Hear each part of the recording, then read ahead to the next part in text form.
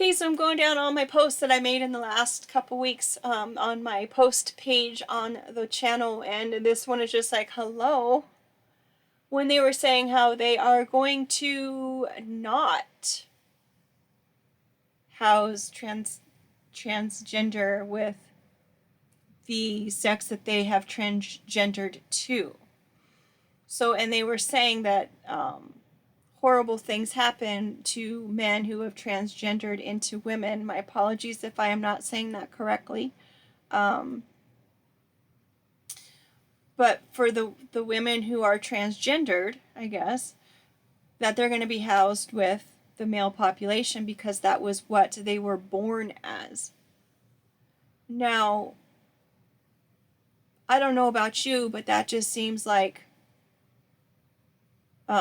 inhumane treatment, right? To have to house people who identify themselves as something else with the thing that they don't identify themselves with. That could be scary for anyone, and that can cause severely psychological distress if they're having to be faced in that situation where they know that they're going to be there and they're going to be harassed.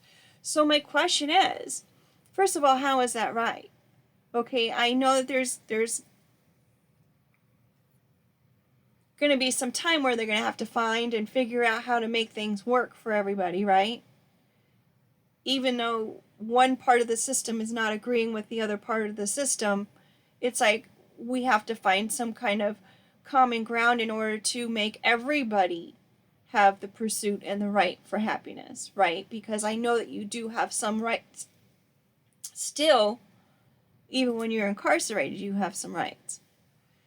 So my question is, are they going to house transgendered people in maybe a separate building or block or barrack or whatever they call it?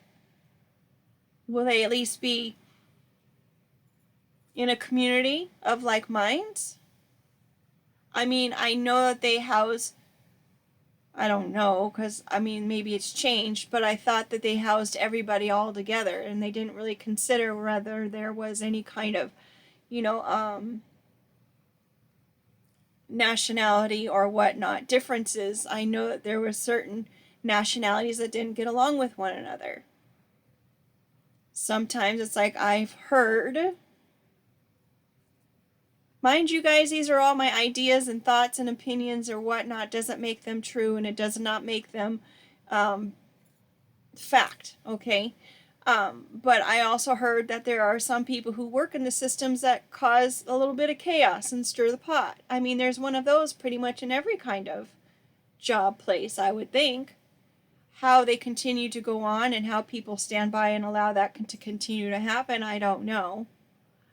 But it happens, and it is something that is in reality. It takes all kinds of people to make the world go round, right? The trick is not letting the negative dominate the workplace or society for that matter. Even though we can go into all the spiritual backing on that, right? They did say, and this is just again things that I've heard. They said in the biblical sense that the I'm just going to call it the darker forces were allowed to have 7 years on Earth, and the darker forces, were allowed to do what they needed to do in order to turn the children of to their side. And if we're going to go on that, and if we're going to assume that that's kind of what goes on in those kinds of situations, wouldn't it be safe to assume that the closer that the end of that 7 years is that the harder it's going to try, and the more that it's going to seem that like it's going on and happening around you? Just a thought. Having that information in my mind, I'm thinking, okay, this is what we're doing, and this is what we're looking at. And if that is the case, I'm going to respond to it, and it just being that case. It's like, yeah, you trying? You're not going to turn me. I'm sorry. Everything's a lesson. Everything's a thing, a thought worth considering. And I'm sorry, but if you want to completely shut down a thought or a concept, you're really doing yourself a disservice. You're just doing a disservice. It's just a question.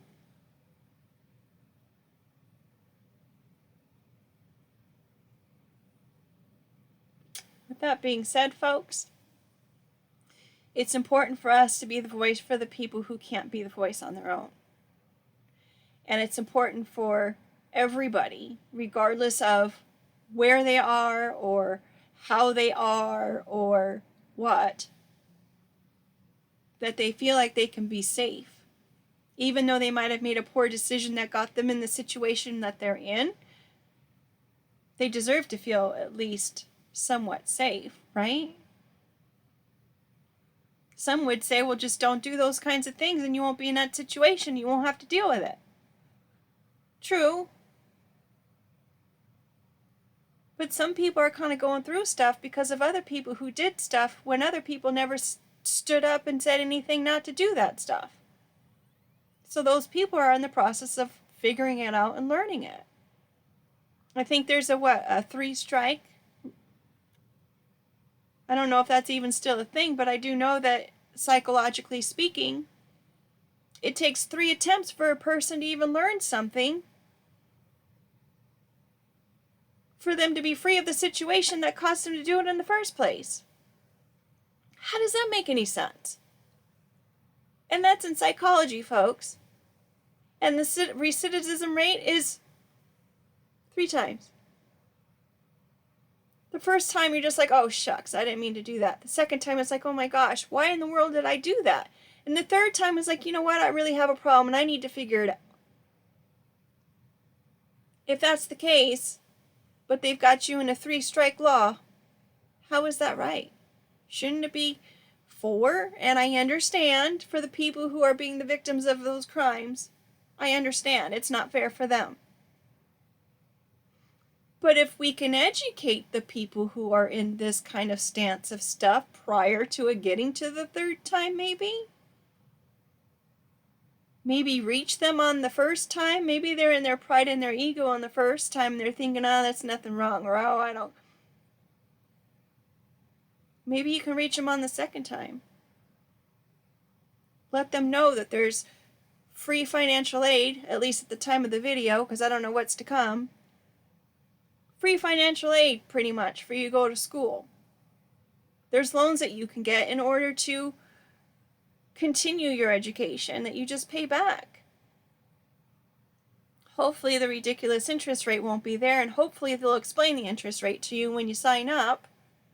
And hopefully they won't change the interest rate when you're coming back to have to pay for your loan. Hello. But I have found the more information and stuff that you give people, the better off they are. Because even if you gave the information to somebody and they didn't hold on to it, it's still in their brain somewhere. We hold on to everything. Just saying, it's still there somewhere. We only use 10% of our brains. What do you think we're using the other 90% for? Where'd it go? How come we don't use that? I know, tangent. With that being said, folks, thank you for being here, and let's make it a great day. Bye.